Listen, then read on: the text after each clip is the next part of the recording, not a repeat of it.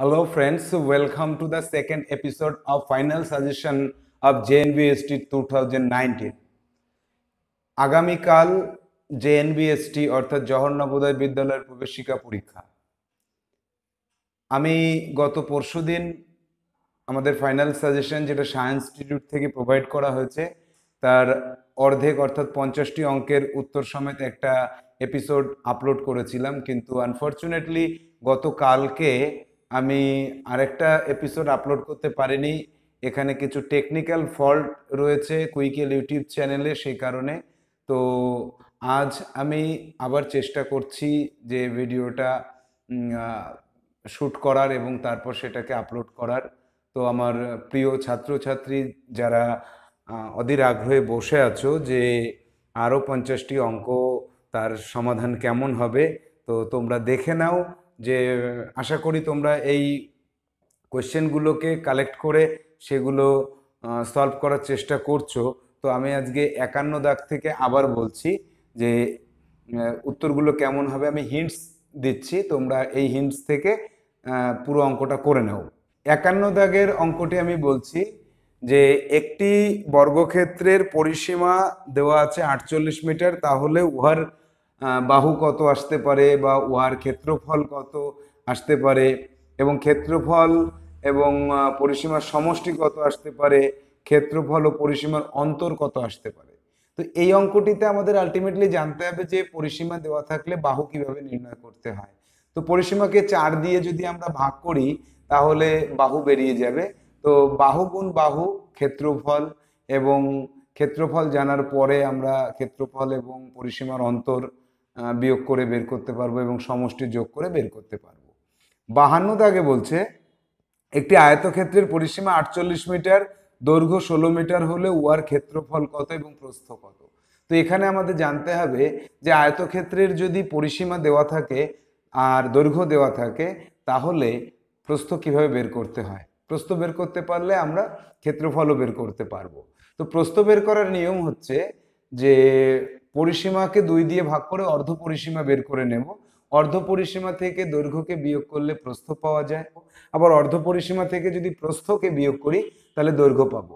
আর দৈর্ঘ্য প্রস্থ দুটোই যখন আমি নির্ণয় করে ফেললাম বা আমার দুটোই জানা হয়ে গেল, তো ক্ষেত্রফল বের করতে গেলে আমাদের যে সূত্র রয়েছে সেই সূত্র দিয়ে আমরা ক্ষেত্রফল নির্ণয় করতে পারবো। 53, একটি আয়তক্ষেত্রের পরিসীমা এবং প্রস্থ দেওয়া আছে।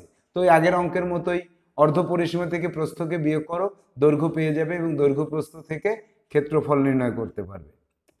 54 দাগের সমস্যাটি হলো 12 সেমি বাহু বিশিষ্ট একটি বর্গাকার জমি। এরকম যদি দুটো জমি হয় তাহলে তাদের পৃথকভাবে পরিসীমা কত আর একত্রে তাদের পরিসীমা কত। তো এক্ষেত্রে আমরা এটা পাচ্ছি যে এই জমিটার পরিসীমা 4 × 12 = 48, এটাও 48, তাহলে পৃথকভাবে 48 + 48 96 মিটার।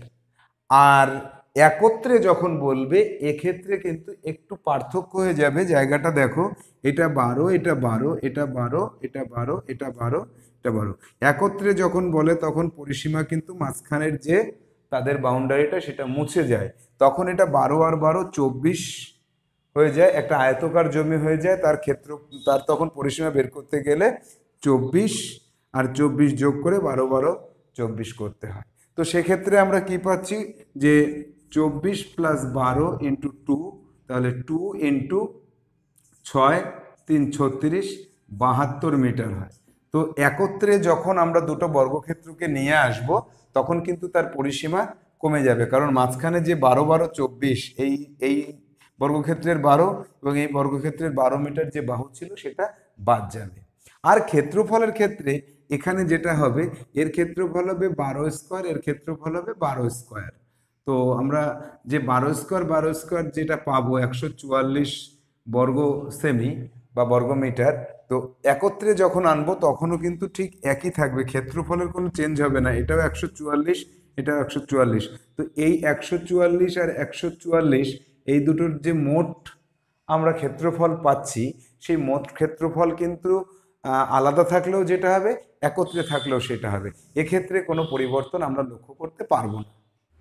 কোশ্চেন নাম্বার 55-এ কি বলছে আমরা দেখি যে 6 মিটার ইন্টু 8 মিটার একটি উঠোন ঢাকতে 12 সেমি ইন্টু 20 সেমি মাপের কতগুলি টালি দরকার।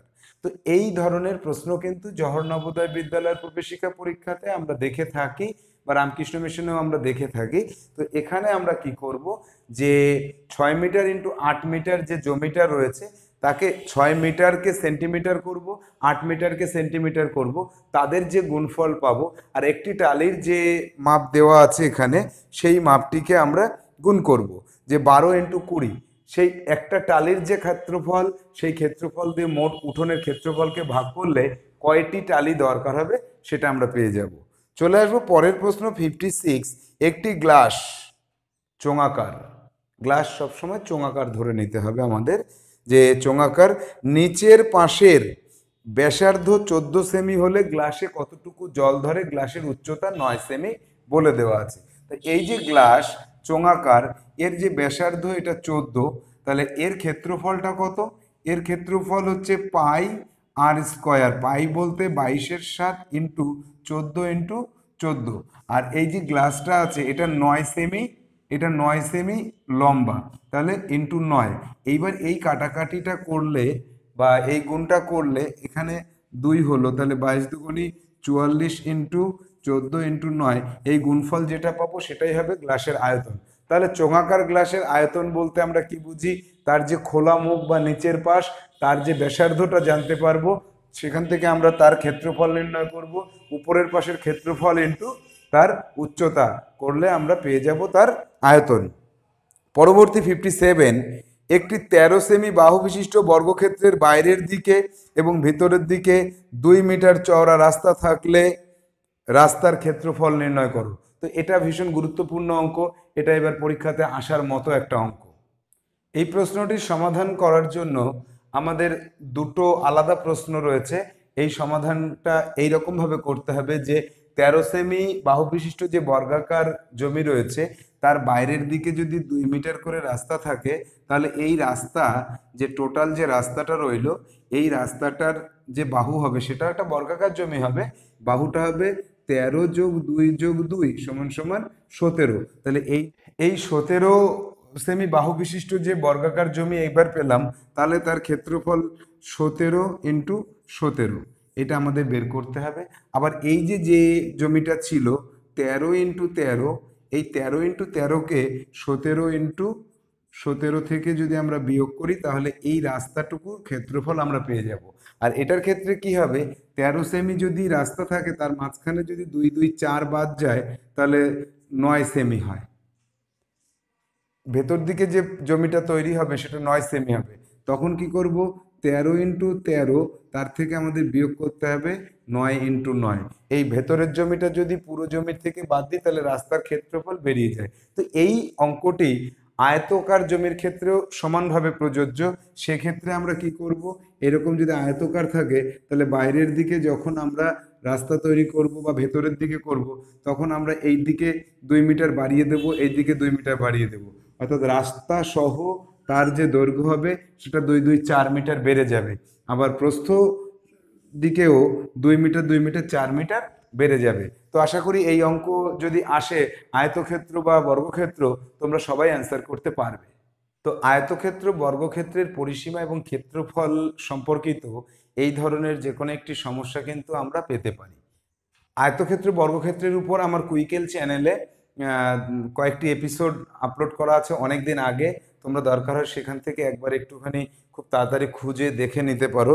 এবার চলে আসবো লাভ ক্ষতির উপরে, যে একটি অঙ্ক রয়েছে যে 700 টাকা একটি রেডিও বিক্রি করাতে আমার কিছু ক্ষতি হয়ে গেল। তো বিক্রয় মূল্য জানি আর ক্ষতি বা লাভের পরিমাণ জানি, সেই রকম অঙ্ক যদি আসে তাহলে ক্রয় মূল্যকে অবশ্যই 100 টাকা ধরে নেব। 100 টাকা ধরে যত পার্সেন্ট ক্ষতি হলো বা লাভ হলো সেই অনুযায়ী আমাকে অঙ্কটি হিসাব করতে হবে। কয়েকদিন আগে 3 4 দিন আগে আমি একটা স্পেশাল এপিসোড আপলোড করেছিলাম, সেখানে এক দাগে যে অঙ্কটি করেছিলাম সেই রকম হবে। তো পরবর্তী সমস্যা, ধার্য মূল্যের উপর 20% ছাড় দিলে 400 টাকায় বিক্রি হয়, তাহলে 300 টাকায় কেনা থাকলে লাভের শতকরা পরিমাণ কত? ভীষণ গুরুত্বপূর্ণ এবং বুদ্ধিদীপ্ত একটা অঙ্ক, যে 400 টাকায় যদি আমি বিক্রি করে থাকি তাতে আমার ধার্য মূল্যের উপর 20% ছাড় দিয়েছি। ধার্য মূল্য কত জানি না, সেম অঙ্ক, 100 টাকা যদি ধার্য মূল্য হয় তাহলে আমি 80 টাকায় বিক্রি করেছি, আর 400 টাকায় বিক্রি করলে ধার্য মূল্য কত ছিল। এবার আমার যদি 300 টাকায় কেনা থাকে তাহলে বিক্রি দামের থেকে কেনা দাম বিয়োগ করে আমি কত টাকা লাভ হয়েছে বা কত টাকা লস হয়েছে, বা লাভ বা ক্ষতির যে পার্সেন্টেজ, শতকরা পরিমাণ কত, সেটাও নির্ণয় করতে পারবো। পরবর্তী সমস্যা হচ্ছে, বার্ষিক কত পার্সেন্ট সরল সুদের হারে 8 বছরে কিছু টাকা সুদে মূল্যে দ্বিগুণ হয়, 3 গুণ হয়, 4 গুণ হয়। তো এক্ষেত্রে অঙ্কটি করার কোনো দরকার নেই, কোনো সমাধান I = PTR/100 এই সূত্র আমার জানার কোনো দরকার নেই। এখানে মনে রাখবে যে বলছে যে বার্ষিক কত পার্সেন্ট সরল সুদের হারে, এখানে দুটো রাশির মধ্যে একটা রাশি অজানা থাকবে, একটা রাশি জানা থাকবে। সময়টা জানা থাকলে সুদের হার জানা থাকবে না, সুদের হার জানা থাকলে সময়টা জানা থাকবে না। এখানে সময়টা জেনে গেছি আমি, সুদের হারটা বের করতে হবে। যদি বলে সুদে মূল্যে দ্বিগুণ হবে, তাহলে এই যে 8 বছর বলেছে, 100কে 8 দিয়ে ভাগ করো। যদি বলে সুদে আসলে 3 গুণ হবে, 200কে 8 দিয়ে ভাগ করো। যদি বলে সুদে আসলে 4 গুণ হবে, 300কে 8 দিয়ে ভাগ করো। যদি বলে সুদে আসলে 5 গুণ হবে, তাহলে 400কে 8 দিয়ে ভাগ করো। তো এই ক্ষেত্রে যদি শতকরা পরিমাণটা দেওয়া থাকতো 8%, তাহলে কত বছর পরে সেম নিয়ম, 100কে 8 দিয়ে ভাগ, 200কে 8 দিয়ে ভাগ, 300কে 8 দিয়ে ভাগ, 400কে 8 দিয়ে ভাগ।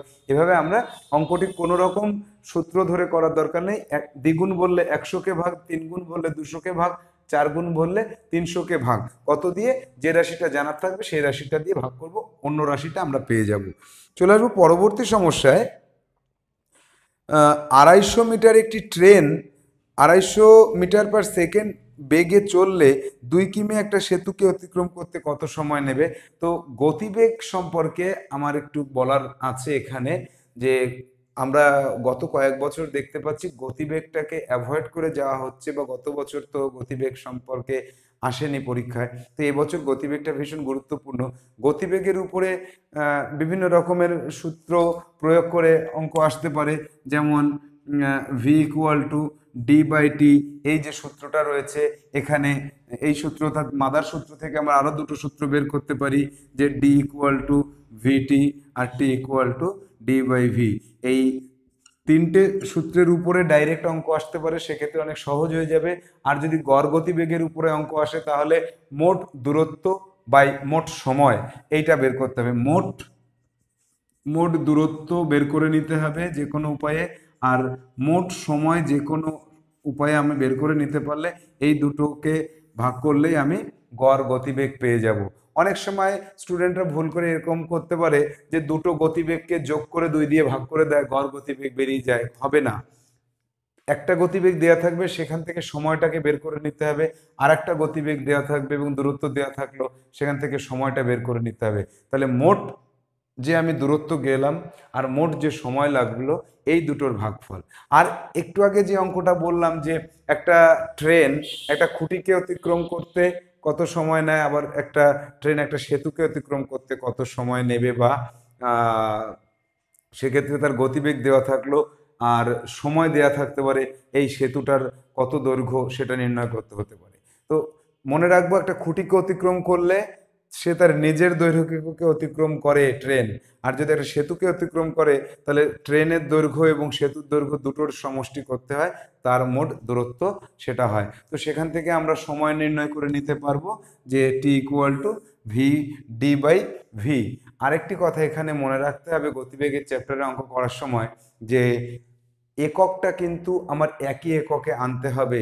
যদি দেখা যায় যে গতিবেগ দেওয়া আছে কিলোমিটার/ঘন্টা, আর এদিকে ট্রেনের দৈর্ঘ্য হচ্ছে 250 মিটার, তাহলে আমার ওই গতিবেগকে মিটার/সেকেন্ড বা মিটার/মিনিটে আমাকে কনভার্ট করতে হবে। মিটার/মিনিট আর মিটার/সেকেন্ডে কিভাবে কনভার্ট করতে হয়, কুইকেল চ্যানেলের ভিডিওটা, পুরোনো দিনের যে গতিবেগের চ্যাপ্টারগুলি রয়েছে সেখান থেকে একবার একটু দেখে নাও, তাহলে বিশেষভাবে উপকার পাবে। তো আমরা চলে যাব পরবর্তী সমস্যাতে।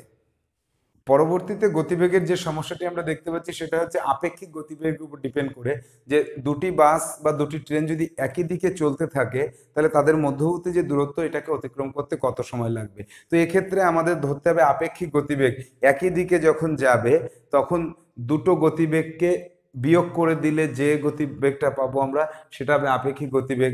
আর যদি দুটো একই দিক বিপরীত দিকে পরপর চলতে থাকে তাহলে তাদের গতিবেগ, দুজনের গতিবেগ, দুটো ট্রেনের বা দুটো বাসের গতিবেগকে যোগ করে আমাদের আপেক্ষিক গতিবেগ বের করতে হবে এবং মাঝখানে যে দূরত্ব তাদের রয়েছে সেই দূরত্বটুকু যেতে কত সময় দরকার হয় সেটা বের করতে হবে। আবার আরেকটি অঙ্ক এখানে রয়েছে যে 300 মিটার আর 200 মিটার লম্বা দুটি ট্রেন, তারা পরস্পরের যখন স্পর্শ করলো বা তারা যখন এক এক জায়গায় আসলো তখন তাদের দুটো গতিবেগ দেওয়া থাকবে, তাদের ক্রস করতে কত সময় লাগবে। তাহলে 300 মিটার আর 200 মিটার মোট তাদের দূরত্ব হচ্ছে 500 মিটার অতিক্রম করতে হবে, যেহেতু বিপরীত দিকে তারা যাচ্ছে।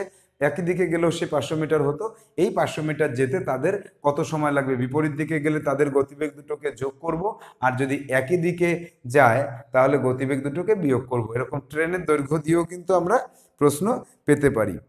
পরবর্তী প্রশ্নটি হচ্ছে 150 কিমি দূরের একটি স্থানে 5 ঘন্টায় গিয়ে 4 ঘন্টায় ফিরে এলে তোমার গড় গতিবেগ কত। দেখো এখানে কিচ্ছু বলা নেই, 150 কিমি দূরে তুমি গেছো আর ফিরে এসেছো কত। তো যেতে 150, আসতে 150, 300, আর তুমি 4 ঘন্টায় গেছো আর 5 ঘন্টায় ফিরে এসেছো, তাহলে 9 ঘন্টা মোট। তাহলে তোমার গড় গতিবেগ মোট দূরত্ব বাই মোট সময়, এটার উপরে আসছে। পরবর্তী যে ভিন্নধর্মী সমস্যা রয়েছে যে কুণালের কাছে যত টাকা তৃষার কাছে তার তুলনায় 30% বেশি টাকা আছে, কুণালের কাছে যদি 600 টাকা থাকে তাহলে তৃষার কাছে কত আছে। কুণালের কাছে যে টাকা আছে তৃষার কাছে তার থেকে 30% বেশি টাকা আছে, তাহলে যার টাকা কুণালের কাছে যে টাকা আছে সেই টাকাটা যদি 600 হয় তাহলে তৃষার কাছে তার থেকে 30% বেশি টাকা আছে, মানে 30%টাকে বের করে 600-র সঙ্গে যোগ করব, অথবা একবারে 130% বের করলে আমার হয়ে যাবে। এবার আরেকটি সমস্যা, যে পরবর্তী সমস্যাটি, যে কুণালের কাছে যত টাকা আছে তৃষার কাছে তার থেকে 30% বেশি আছে। এবার তৃষার কাছে যে টাকাটা আছে সেই টাকাটা বলে দিল যে 600 টাকা, তাহলে কুণালের কাছে কত আছে। কুণালের টাকাটা যদি আমি না জানতে পারি তাহলে আমি কি করব, ধরে নেব কুণালের কাছে 100 টাকা আছে, আর কুণালের কাছে 100 টাকা থাকলে তৃষার কাছে থাকবে 130 টাকা। এবার ঐকিক নিয়মে করব যে 130 টাকা যদি কুণালের কাছে থাকে তৃষার কাছে থাকে তাহলে কুণালের কাছে 100, আর 1 টাকা থাকলে কত, আর 600 টাকা থাকলে কত। তো এরকম ভাবে আমরা ঐকিক নিয়মে অঙ্কটি করতে পারি। আর যদি তোমরা, এখন তো একদম 11th আওয়ার, আর কালকে সকালেই পরীক্ষা, তো তোমরা নতুন কোনো সূত্র শেখার দরকার নেই। যারা আমাদের সাহা ইনস্টিটিউটের স্টুডেন্ট তাদের বলছি পুরোনো দিনের ভিডিওগুলো একবার দেখো এবং তোমাদের যে স্টাডি মেটেরিয়ালস প্রোভাইড করা আছে সেগুলোকে দেখো। এখানে ম্যাজিক সূত্র 1 আর ম্যাজিক সূত্র 2 যেটা রয়েছে, যত বড় অঙ্কই হোক না কেন খুব সহজে ম্যাজিক সূত্র প্রয়োগ করে আমরা নির্ভুলভাবে অল্প সময়ে অঙ্কগুলোকে সমাধান করতে পারি। সে ম্যাজিক সূত্রকে আবার একবার দেখে নিও। তো চলে আসবো আমরা পরবর্তী সমস্যাতে, যে 200 এর 20% প্লাস 300 এর 30%, একদম ইজি অঙ্ক। 200 20% বের করো, 300 30% বের করো, তাদেরকে যোগ করে দাও। পরবর্তী সমস্যা, যে চৌবাচ্চা এবং নলের উপরে আসবে, যে একটা চৌবাচ্চা দুটো নল থাকলো, একটা নল দিয়ে জল বেরিয়ে যাচ্ছে, একটা নল দিয়ে জল ঢুকছে, তাহলে দুটো নলই খোলা থাকলো, সেক্ষেত্রে কত সময়ে চৌবাচ্চাটি খালি হবে বা ভর্তি হবে। যদি ভর্তি হওয়ার নলটি দিয়ে তাড়াতাড়ি ভর্তি হয় আর খালি দেরি করে হয় তাহলে খালি চৌবাচ্চা একসময় ভরে যাবে। আর যদি বেরিয়ে যাওয়ার নলটা দিয়ে বেশি জল বেরোয় আর ভর্তি হওয়ার নল দিয়ে যদি কম জল ভর্তি হয় তাহলে একটা সময় চৌবাচ্চা, ভরা চৌবাচ্চাও খালি হয়ে যাবে।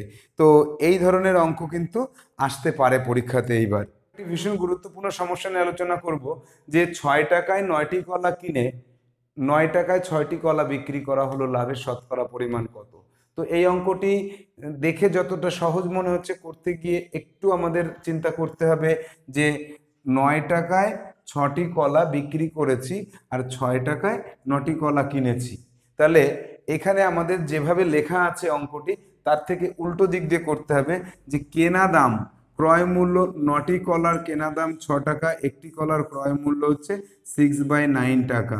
তাহলে আমরা 3 দিয়ে কাটলে 2 এর 3 টাকায় একটা কলার কেনা দাম, আর একটা কলার বিক্রি দাম কত, যে 9 টাকায় 6টি কলা বিক্রি করেছে, তাহলে 6টি কলার বিক্রি দাম 9 টাকা, একটির দাম হচ্ছে 9/6, 3/2।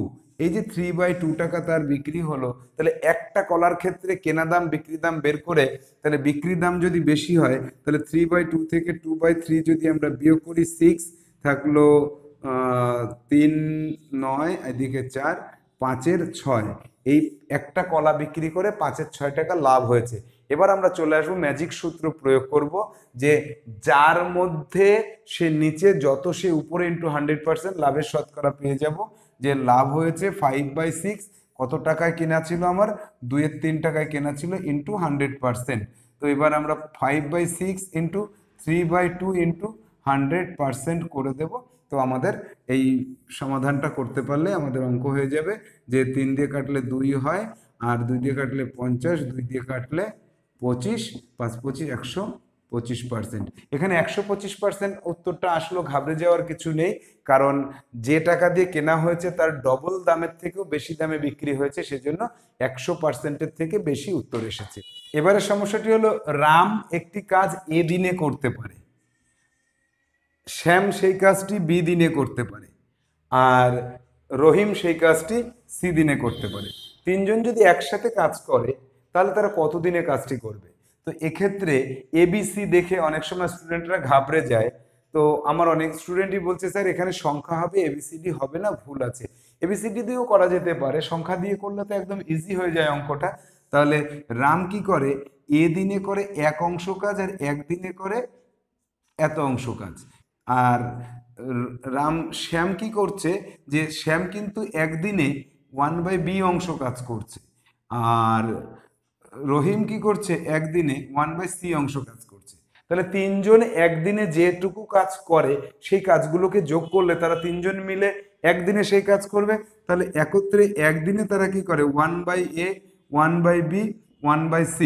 এবার এদের যোগ করে দিলে এ বি সি, এখানে থাকে BC plus CA plus AB, এত অংশ কাজ করতে পারে তারা কয়দিনে, একদিনে করতে পারে, যদি তিনজনে একত্রে কাজ করে।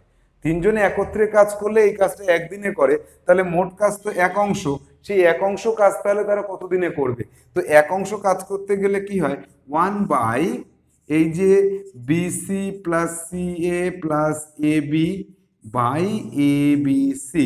তো একটা ভগ্নাংশকে 1/, করা থাকলে উল্টে দিয়ে আমরা কি করতে পারি, এ বি সি, তাহলে A B plus BC plus CA এত দিনে কাজটি করবে। তো উত্তরে অপশানে কিন্তু এরকম একটা অপশান পেয়ে যাব আমরা।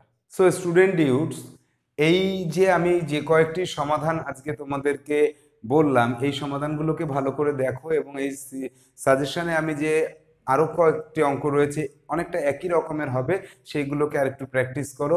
আর লাস্টে যে 98, 99 দাগের অঙ্কটার 100 দাগের অঙ্কটা যেটা রয়েছে, বলেছিলাম যে জিআই ম্যাথের সব অঙ্ক করো, আর গ্রাফের সব অঙ্ক করো, তথ্য বিশদীকরণ। তো যারা তথ্য বিশদীকরণ আমাদের ক্লাসে ডাইরেক্ট করতে পারোনি, তাদের এই কুইকেল চ্যানেলে ভিডিওটি যেখানে চলছে তার ঠিক বাঁ পাশে দেখো কুইকের লোগো রয়েছে, লোগোতে ক্লিক করো, তাহলে সব ভিডিও পরপর চলে আসবে। এবার স্ক্রোল করে পরপর উপরে তুলে দেখো, তথ্য বিশদীকরণের উপরে 5 থেকে 7টি এপিসোড দেওয়া আছে, আর যে জিআই ম্যাথ এর উপরেও 5 থেকে 7টি এপিসোড দেওয়া আছে।